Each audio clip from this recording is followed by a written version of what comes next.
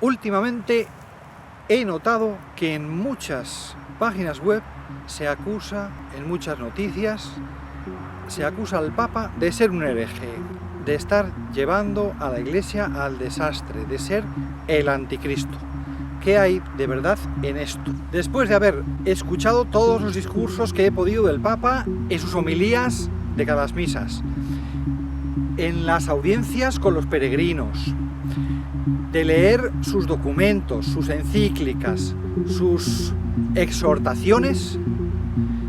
mi conclusión, buscando qué puede ser eso, esa herejía en la que ha caído el Papa, no he conseguido encontrar nada contrario a la doctrina de la Iglesia. Por tanto, me pregunto, ¿cuál será el fundamento de esta acusación? Y el único fundamento que encuentro es que son los propios herejes, por así decirlo, quienes dicen que el Papa les da la razón. Es decir, lo único, quizá aquello que se critica al Papa en realidad es que no esté diciendo a los herejes que no les apoya. Es decir, que esté permitiendo que sus palabras sean manipuladas, que sean interpretadas a favor de los herejes o a favor de las herejías, o en contra de la doctrina recta de la Iglesia. La pregunta sería, de momento, ¿acaso no aclarar que no se está dando la razón a los herejes es en sí mismo una herejía? Pues bien, la respuesta es que no aclarar el sentido de las propias palabras, no explicar expresamente que no se está apoyando una opción contraria a la doctrina de la Iglesia, no constituye una herejía. Para ser hereje hay que adherirse a una doctrina contraria a la de la Iglesia, hay que adherirse a una herejía. El mero hecho de no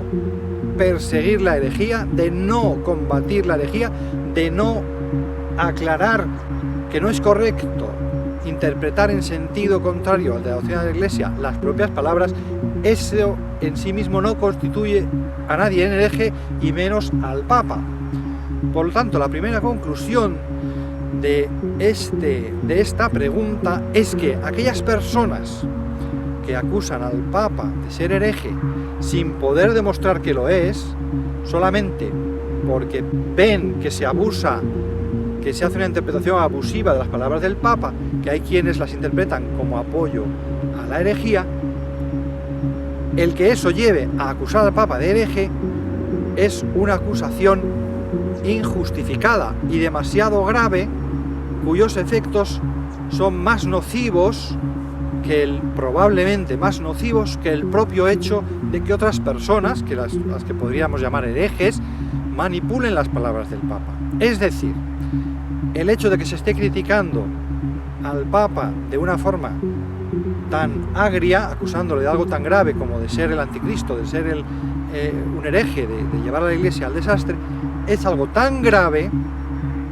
que en primer lugar solo se justificaría si fuera cierto. Pues no siendo cierto, es algo tan grave que provoca un escándalo. Es decir, muchísima gente piensa que si se critica tanto al Papa, si tantos le llaman hereje, será que algo hay. Es decir, cuando el río suena, agua lleva. Y como esto no es cierto, en realidad estas personas que critican al Papa, aunque a veces no hasta el extremo de llamarle hereje, pueden estar cayendo en un daño a la Iglesia mucho más grave incluso que el de los herejes que dicen que el Papa les da la razón. Así que yo a estas personas que son tan papistas, en el sentido de ser más papistas que el Papa, porque se creen capaces de juzgar al Papa, les diría que si tanto les gusta tomarse al pie de la letra las palabras de Jesucristo, se tomen al pie de la letra las palabras que dice Jesucristo, de que antes de escandalizar se corten la mano o se arranquen el ojo, como dice Jesucristo. Pues ellos les diría yo que se muerdan la lengua y se la arranquen y la escupan para no poder nunca más provocar escándalo con sus palabras, o se corten la mano para no poder escribir artículos en internet. Evidentemente yo no soy partidario de esa exageración y simplemente les diría a estas personas que reflexionen acerca del daño tan gravísimo que hacen a la Iglesia al criticar al Papa. Y además en general para cualquiera que tenga una crítica al Papa, que piense que todo tiene su momento y, como decía San Ignacio, no hay que hacer cambios en